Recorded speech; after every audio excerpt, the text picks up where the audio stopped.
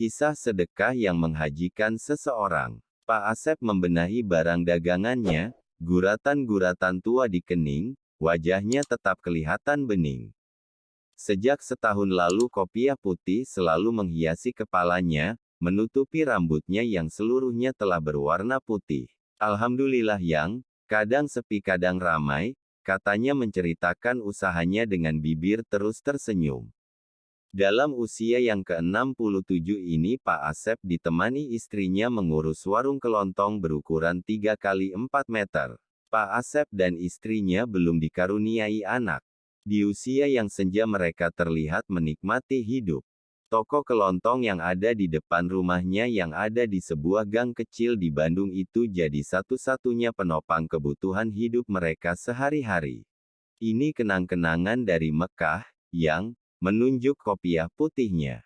Pak Asep dan istrinya memang pergi ke Tanah Suci tahun lalu. Dari dulu Bapak pingin pergi haji, lanjutnya. Hal ini membuatnya berkomitmen untuk menabung sedikit demi sedikit dari hasil penjualan barang-barang di warungnya. Saya mah pokoknya niat pingin sekali pergi ke Tanah Suci, lanjutnya. Bertahun-tahun sudah tabungannya, sesekali dihitungnya sekedar untuk makin menguatkan keinginannya. Kurang beberapa juta lagi, Nyi, cukup dah, beberapa tahun lagi, gak lama, katanya pada istrinya. Senyum Pak Asep dan istrinya merekah. Terbayang ia bersama istrinya akan bertawaf keliling mengucapkan talbiyah, labaik Allahumma labaik. Saat-saat yang diimpikannya bertahun-tahun. Untuk menyempurnakan rukun Islam, rindu di hari tuanya mendekat kepada Sang Halik. Dalam hari-hari semangatnya berhaji itu, tiba-tiba sampai di telinganya sebuah kabar tentang tetangganya masuk rumah sakit dan harus dioperasi. Para tetangga sebenarnya sudah iuran membantu meringankan biaya rumah sakitnya. Tapi biaya operasi memang mahal. Pak Asep tersentak. Terbayang olehnya uang tabungannya untuk biaya haji dapat membantu operasi tetangganya yang tak berpunya. Haji ibadah. Sedekah juga ibadah. Gak apa sedekahkan uang kita untuk berobat Ki, istrinya mendukung uang tabungannya bertahun-tahun itu diberikan untuk biaya tetangganya yang dioperasi di rumah sakit. Kang, terima ini ya, rezeki mah dari Allah, mungkin emang lewat saya, biarlah ini jadi jalan makin yang mendekatkan aku pada Allah, moga-moga cepat sembuh, Kang, katanya sambil menyerahkan amplop tebal uang tabungannya yang berbilang tahun itu.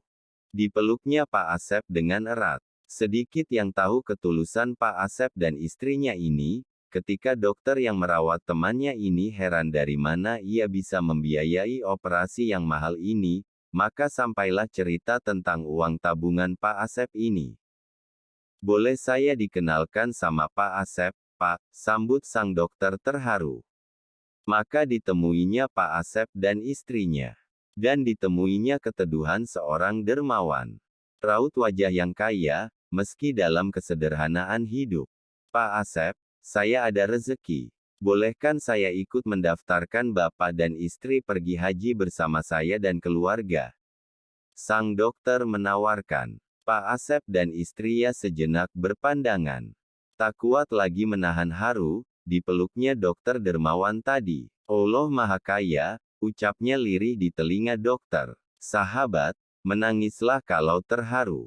Kisah Pak Asep mungkin saja banyak terjadi kehidupan kita.